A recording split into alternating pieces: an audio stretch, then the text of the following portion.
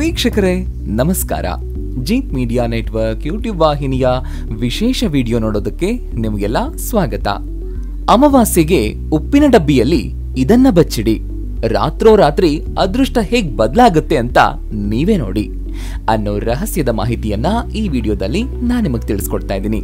ಈ ವಿಡಿಯೋಗೆ ಈಗಲೇ ಒಂದು ಲೈಕ್ ಕೊಟ್ಟು ವಿಡಿಯೋದ ಕೆಳಗಡೆ ಜೈ ಶ್ರೀರಾಮ್ ಅಂತ ಕಮೆಂಟ್ ಮಾಡೋದಕ್ಕೆ ಮರಿಬೇಡಿ. ಅಮಾವಾಸ್ಯೆ ಅಂದ್ರೆ ಸಾಕು ತುಂಬಾ ಜನ ಹೆದರ್ಕೊಳ್ಳೋದುಂಟು. ಅಮಾವಾಸ್ಯೆ ದಿನ ಎಲ್ಲಾ ಕಡೆಗೂ ನೆಗೆಟಿವ್ ಶಕ್ತಿಗಳು ತುಂಬಾ ಇರುತ್ತೆ. ಅಮಾವಾಸ್ಯೆ ದಿನ ನೆಗೆಟಿವ್ ಶಕ್ತಿ ಬೇಗ ಅಟ್ರಾಕ್ಟ್ ಆಗ್ತಾ ಇರುತ್ತೆ ಅಂತ ಭಯ ಪಡೋರೇ ಹೆಚ್ಚು. ಇದು ಖಂಡಿತ ತಪ್ಪು ಕಲ್ಪನೆ. ಹಗಲಿದ್ದ ಮೇಲೆ ರಾತ್ರಿ ಇರುತ್ತೆ, ರಾತ್ರಿ ಬಂದ ಮೇಲೆ ಹಗಲು ಬರಲೇಬೇಕು. ಹಾಗೇನೆ ಪ್ರಕೃತಿಯಲ್ಲಿ ಪಾಸಿಟಿವ್ ಶಕ್ತಿ ಇದೆ ಅಂತ ಆದ್ರೆ ನೆಗೆಟಿವ್ ಶಕ್ತಿಗಳು ಕೂಡ ಇರಲೇಬೇಕಲ್ವಾ? ಅಮಾವಾಸ್ಯೆ ದಿನ ಅಥವಾ ಹುಣ್ಣಿಮೆಯ ದಿನ ನೆಗೆಟಿವ್ ಶಕ್ತಿಗಳ ಸಂಚಾರ ತುಸು ಹೆಚ್ಚಾಗಿದ್ರೂ ಕೂಡ ವಿಶೇಷವಾಗಿ ಅಮಾವಾಸ್ಯೆ ದಿನ ಪಾಸಿಟಿವ್ ಶಕ್ತಿ ಸಂಚಾರ ಹೆಚ್ಚಾಗಿರುತ್ತೆ. ಭಯ ಪಡೋ ಅಗತ್ಯ ಇಲ್ಲ. ಹಾಗಾಗಿ ಆ ಪಾಸಿಟಿವ್ ಶಕ್ತಿಯನ್ನ ಉಪಯೋಗಿಸ್ಕೊಳ್ಳೋ ವಿಧಾನ ನಮಗ್ ಗೊತ್ತಿರಬೇಕು. ಅಮಾವಾಸ್ಯೆ ದಿನ ಸಿಗೋ ಪಾಸಿಟಿವ್ ಎನರ್ಜಿಯನ್ನ ಬಳಸ್ಕೊಂಡಿದ್ದೇ ಆದಲ್ಲಿ ಶ್ರೀಮಂತರಾಗೋದನ್ನ ತಪ್ಪಿಸೋದಕ್ಕೆ ಯಾರಿಂದಲೂ ಸಾಧ್ಯ ಇಲ್ಲ. ಆ ರಹಸ್ಯವನ್ನ ಈ ವಿಡಿಯೋದಲ್ಲಿ ನಾವು ನಿಮಗೆ ತಿಳಿಸ್ಕೊಡ್ತಾ ಇದ್ದೀವಿ. ಹಾಗಾಗಿ ವಿಡಿಯೋನ ಸ್ವಲ್ಪನೂ ಸ್ಕಿಪ್ ಮಾಡದೆ ಪೂರ್ತಿಯಾಗಿ ನೋಡಿ. ಅಮಾವಾಸ್ಯೆಗೆ ಮಾಡೋ ಅತಿ ರಹಸ್ಯದ ಉಪಾಯ ನಿಮಗೆ ಹೇಳ್ಕೊಡ್ತಾ ಇದ್ದೀವಿ. ಆದ್ರೆ ಅದಕ್ಕಿಂತ ಮುಂಚೆ ನೀವು ಶನಿವಾರ ಕೆಲವು ತಪ್ಪುಗಳನ್ನ ಮಾಡೋದನ್ನ ಕಡ್ಡಾಯವಾಗಿ ಬಿಡಬೇಕಾಗುತ್ತೆ. ಅಂದಾಗ ಮಾತ್ರ ಅಮಾವಾಸ್ಯೆಯ ಉಪಾಯ ವರ್ಕ್ ಆಗುತ್ತೆ. ಜ್ಯೋತಿಷ ಶಾಸ್ತ್ರದ ಪ್ರಕಾರ ಶನಿ ದೇವರನ್ನ ನ್ಯಾಯದ ದೇವರು ಅಂತ ಹೇಳಲಾಗುತ್ತೆ. ಶನಿವಾರ ಮಾತ್ರ ಈ ಕೆಲಸವನ್ನ ಅಪ್ಪಿತಪ್ಪಿಯೂ ಕೂಡ ಮಾಡಬೇಡಿ. ಮಾಡಿದ್ರೆ ಜೀವನದಲ್ಲಿ ತುಂಬಾ ಕಷ್ಟದ ದಿನಗಳು ಎದುರಾಗುತ್ತವೆ. ಶನಿವಾರವನ್ನ ಶನಿದೇವರ ವಾರ ಅಂತಾನೆ ಹೇಳಲಾಗುತ್ತೆ. ಶನಿಯು ವ್ಯಕ್ತಿಯ ಕರ್ಮಕ್ಕೆ ಅನುಸಾರ ಫಲವನ್ನ ಕೊಡ್ತಾನೆ. ಶನಿದೇವರ ಕೃಪೆ ಇದ್ರೆ ಅದೃಷ್ಟ ಸಿಗುತ್ತೆ. ಅದೇ ರೀತಿ ಶನಿಯ ವಕ್ರದೃಷ್ಟಿ ಒಬ್ಬ ವ್ಯಕ್ತಿಯ ಮೇಲೆ ಬಿದ್ರೆ ಅವನ ಜೀವನ ನಾಶವಾಗುತ್ತೆ. ಶನಿವಾರ ಕೆಲವೊಂದು ವಸ್ತುಗಳನ್ನ ಕೊಳ್ಳುವಾಗ ಸ್ವಲ್ಪ ಎಚ್ಚರ ವಹಿಸಬೇಕಾಗುತ್ತೆ. ಶನಿವಾರದಂದು ಉಪ್ಪು ಖರೀದಿ ಮಾಡೋದ್ರಿಂದ ಶನಿದೇವನು ಕೋಪಗೊಳ್ತಾನೆ, ಮನೆಗೆ ದರಿದ್ರ ಅಂಟ್ಕೊಳ್ಳುತ್ತೆ. ಅಷ್ಟೇ ಅಲ್ಲದೆ ಇದರಿಂದ ಸಾಲದ ಹೊರೆ ದಿನದಿಂದ ದಿನಕ್ಕೆ ಹೆಚ್ಚಾಗ್ತಾ ಹೋಗುತ್ತೆ ಅನ್ನೋ ನಂಬಿಕೆ ಇದೆ. ಆರೋಗ್ಯ ಸಮಸ್ಯೆಗಳು ಕಾಡಬಹುದು. ಹಾಗಾಗಿ ಶನಿವಾರ ಯಾವುದೇ ಕಾರಣಕ್ಕೂ ಮನೆಗೆ ಉಪ್ಪನ್ನ ಖರೀದಿ ಮಾಡ್ತರಬೇಡಿ. ಮೊದಲೇ ಅಡುಗೆ ಮನೆಯಲ್ಲಿ ಉಪ್ಪಿನ ಅವಶ್ಯಕತೆ ನಿಮಗೆ ಗೊತ್ತೇ ಇರುತ್ತೆ. ಉಪ್ಪು ಅಡುಗೆ ಮನೆಯಲ್ಲಿ ಇನ್ನೇನು ಖಾಲಿಯಾಗುತ್ತೆ ಅನ್ನುವಷ್ಟರಲ್ಲಿ ತಂದಿಟ್ಕೊಂಡ್ಬಿಡಿ. ಆಗ ಶನಿವಾರ ಉಪ್ಪು ಖರೀದಿ ಮಾಡುವ ಪ್ರಮೇಯ ಬರೋದಿಲ್ಲ. ಕೇವಲ ಉಪ್ಪಷ್ಟೇ ಅಲ್ಲ, ಅಡುಗೆ ಎಣ್ಣೆಯನ್ನು ಕೂಡ ಶನಿವಾರ ಖರೀದಿ ಮಾಡಿ ಮನೆಗೆ ತರಬಾರದು ಅಂತ ಹಿರಿಯರು ಹೇಳೋದನ್ನ ನೀವು ಕೇಳಿರಬಹುದು.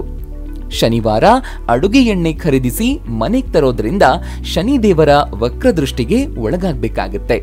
ಶನಿವಾರ ಉಪ್ಪು ಮತ್ತು ಎಣ್ಣೆಯನ್ನ ಖರೀದಿಸಿ ಮನೆಗೆ ತಂದ್ರೆ ಕೆಲಸದಲ್ಲಿ ವಿಳಂಬ ಆಗುತ್ತೆ. ಆಗೋ ಕೆಲಸಗಳು ತುಂಬಾ ನಿಧಾನ ಆಗುತ್ತವೆ. ಎಲ್ಲಾ ಕೆಲಸಗಳಲ್ಲೂ ವಿಘ್ನ ಕಾಡುತ್ತವೆ. ಮನೆಯಲ್ಲಿ ಜಗಳ ಕಿರಿಕಿರಿ ಹೆಚ್ಚುತ್ತೆ. ಇನ್ನು ಉಪ್ಪನ್ನ ಅಮಾವಾಸ್ಯೆ ದಿನ ಈ ರೀತಿ ಬಳಸಿ ನಿಮ್ಮ ಅದೃಷ್ಟವನ್ನೇ ಬದಲಾಗುವಂತೆ ಮಾಡ್ಕೊಳ್ಬಹುದು. ನೀವು ಇದ್ರ ಬಗ್ಗೆ ಎಲ್ಲಿಯೂ ಕೇಳಿರ್ಲಿಕ್ಕಿಲ್ಲ. ನಾವು ಈ ಮೊದಲೇ ಹೇಳಿದಂತೆ ಅಮಾವಾಸ್ಯೆಗೆ ಇರೋ ಪಾಸಿಟಿವ್ ಶಕ್ತಿಯನ್ನ ಉಪ್ಪಿನ ಈ ಉಪಾಯಕ್ಕೆ ಬಳಸಿದ್ರೆ ಮನೆಯಲ್ಲಿ ಅದ್ಭುತ ಬದಲಾವಣೆ ಕಂಡುಬರುತ್ತೆ.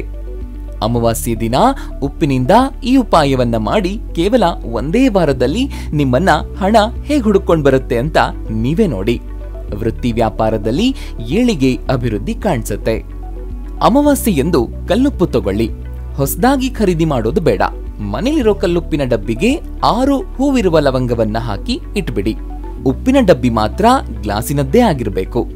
ಉಪ್ಪಿನ ಡಬ್ಬಿಗೆ ಲವಂಗ ಹಾಕುವಾಗ ಭಗವಂತನಲ್ಲಿ ಪ್ರಾರ್ಥನೆ ಮಾಡ್ಕೊಳ್ಳಿ. ನಮ್ಮ ಮತ್ತು ನಮ್ಮ ಮನೆಯ ಸದಸ್ಯರ ಮೈ ಮನಸ್ಸಿನಲ್ಲಿರುವ ನೆಗೆಟಿವ್ ಶಕ್ತಿಯನ್ನ ಈ ಉಪ್ಪಿನ ಉಪಾಯ ಹೇಳ್ಕೊಂಡು ನಮಗೆ ಜೀವನದಲ್ಲಿ ಬೆಳಕು ಕಾಣ್ಲಿ ಅಂತ ಪ್ರಾರ್ಥನೆ ಮಾಡ್ಕೊಳ್ಳಿ. ಜೀವನದಲ್ಲಿ ಏನೇ ಕಷ್ಟಗಳಿರ್ಲಿ ಅವೆಲ್ಲವೂ ಕೂಡ ಕಳಿಯಲಿ, ಸುಖ ಬರ್ಲಿ ಅಂತ ಕೇಳ್ಕೊಂಡು ನಿಮ್ಮ ಕೆಲಸದಲ್ಲಿ ತೊಡಗಿಕೊಳ್ಳಿ. ಲವಂಗ ಹಾಕಿಟ್ಟ ಉಪ್ಪನ್ನ ಅಡುಗೆಗೆ ಬಳಸಬಾರದು. ಆ ಉಪ್ಪಿನ ಡಬ್ಬಿಯಲ್ಲಿರುವ ಉಪ್ಪನ್ನ ನೀರಲ್ಲಿ ಕರಗಿಸಿ ಲವಂಗವನ್ನ ಮರದ ಕೆಳಗೆ ಹಾಕಿ ಮತ್ತೆ ಹೊಸ ಕಲ್ಲುಪ್ಪು ಮತ್ತು 6 ಲವಂಗವನ್ನ ಇಟ್ಟುಬಿಡಿ. ಈ ಕ್ರಮ ಪರಿವರ್ತನೆ ಮಾಡ್ತಾನೆ ಇರಿ. ಇದರಿಂದ ಜೀವನದಲ್ಲಿ ತುಂಬಾ ಅಭಿವೃದ್ಧಿ ಆಗುತ್ತೆ. ಈ ಉಪಾಯ ಮಾಡೋದ್ರಿಂದ ಮನೇಲಿ ನೆಗೆಟಿವ್ ಶಕ್ತಿ ಕೂಡ ಪ್ರವೇಶ ಮಾಡೋದಿಲ್ಲ. ಮನೇಲಿ ಸದಾ ಪಾಸಿಟಿವ್ ಎನರ್ಜಿನೇ ತುಂಬಿರುತ್ತೆ. ಅಮಾವಾಸ್ಯೆಗೆ ಉಪ್ಪಿನಿಂದ ಮಾಡುವ ಇನ್ನೂ ಒಂದು ಪವರ್ಫುಲ್ ಉಪಾಯವನ್ನ ಹೇಳ್ತೀವಿ ನೋಡಿ. ಅಮಾವಾಸ್ಯೆ ದಿನ ಒಂದು ಗಾಜಿನ ಬಟ್ಟಲು ಅಥವಾ ಪಿಂಗಾಣಿ ಬಟ್ಲಲ್ಲಿ ಕಲ್ಲು ಉಪ್ಪನ್ನ ತುಂಬಿಸಿ ಜೊತೆಗೆ 7 ಮೊಗ್ಗಿರುವ ಲವಂಗವನ್ನ ಉಪ್ಪಿನ ಮೇಲೆ ಸುತ್ತ ಇಡಿ. ನಂತರ ಈ ಬಟ್ಲು ಯಾರಿಗೂ ಕಾಣದ ಹಾಗೆ ಮನೆಯ ಹಾಲ್ನಲ್ಲಿ ಬಚ್ಚಿಡಿ. ಉಪ್ಪು ಮನೆಯಲ್ಲಿರೋ ನಕಾರಾತ್ಮಕ ಶಕ್ತಿಯನ್ನ ಹೀರ್ಕೊಳ್ಳುತ್ತೆ. ಪ್ರತಿ ಅಮಾವಾಸ್ಯೆಗೆ ಈ ಉಪ್ಪನ್ನ ಮನೇಲಿ ನಲ್ಲಿ ಕೆಳಗಡೆ ಕರಗಿಸಿ ನೀರ್ ಬಿಡಿ ಮತ್ತು ಲವಂಗಗಳನ್ನ ಮರದ ಕೆಳಗಡೆ ಹಾಕಿ. ಪ್ರತಿ ಅಮಾವಾಸ್ಯೆಗೆ ಈ ಕೆಲಸವನ್ನ ರಿಪೀಟ್ ಮಾಡಿ. ಇದರಿಂದ ಶನಿದೇವನ ಆಶೀರ್ವಾದ ನಿಮ್ಮ ಮೇಲಾಗುತ್ತೆ. ಜೀವನದಲ್ಲಿ ಅಡೆತಡೆ ಇಲ್ಲದೆ ಎಲ್ಲಾ ಕೆಲಸಗಳು ಯಶಸ್ವಿಯಾಗುತ್ತವೆ. ಉಪ್ಪಿಗೆ ಸಂಬಂಧಿಸಿದ ಇನ್ನೊಂದು ರೋಚಕ ರಹಸ್ಯವನ್ನ ಹೇಳ್ತೀವಿ ಕೇಳಿ. ಹಿಂದಿನ ಕಾಲದಲ್ಲಿ ಉಪ್ಪಿಗೆ ಮಹತ್ವವಿತ್ತು. ಉಪ್ಪನ್ನ ದುಡ್ಡಾಗಿಯೂ ಬಳಸ್ತಾ ಇದ್ರು. ಅಂದ್ರೆ ತುಂಬಾ ಸಾವಿರಾರು ವರ್ಷಗಳ ಹಿಂದೆ ಕೆಲಸ ಮಾಡಿದವ್ರಿಗೆ ಸಂಬಳದ ರೂಪದಲ್ಲಿ ಉಪ್ಪನ್ನ ಕೊಡಲಾಗ್ತಾ ಇತ್ತಂತೆ. ಹಾಗಾಗಿ ಅಂದಿನ ಕಾಲದಿಂದಲೂ ಉಪ್ಪನ್ನ ಹಣ ಅಂತಾನೆ ಪೂಜಿಸಲಾಗುತ್ತೆ. ಆದ್ರಿಂದ ಉಪ್ಪನ್ನ ಲಕ್ಷ್ಮೀ ದೇವಿಯ ರೂಪದಂತೆ ನೋಡಲಾಗುತ್ತೆ. ಸಾಯಂಕಾಲ ಸೂರ್ಯಾಸ್ತದ ಹೊತ್ತಿನಲ್ಲಿ ಲಕ್ಷ್ಮಿಯು ಮನೆಗೆ ಬರ್ತಾಳೆ ಅನ್ನೋ ನಂಬಿಕೆ ಇದೆ. ಈ ಸಮಯ ಪವಿತ್ರವಾಗಿದ್ದು ಉಪ್ಪನ್ನ ಸಂಜೆ ಸೂರ್ಯಾಸ್ತದ ಸಮಯದಲ್ಲಿ ಬೇರೆಯವ್ರಿಗೆ ಕೊಟ್ರೆ ಲಕ್ಷ್ಮಿಯನ್ನೇ ಮನೆಯಿಂದ ಹೊರ ಕಳಿಸಿದಂತೆ ಅನ್ನೋ ನಂಬಿಕೆ ಇದೆ. ನೀವು ಮಾತ್ರ ಮನೆಯಿಂದ ಉಪ್ಪನ್ನ ಸಂಜೆ ಯಾರಿಗೂ ಕೊಡಬೇಡಿ.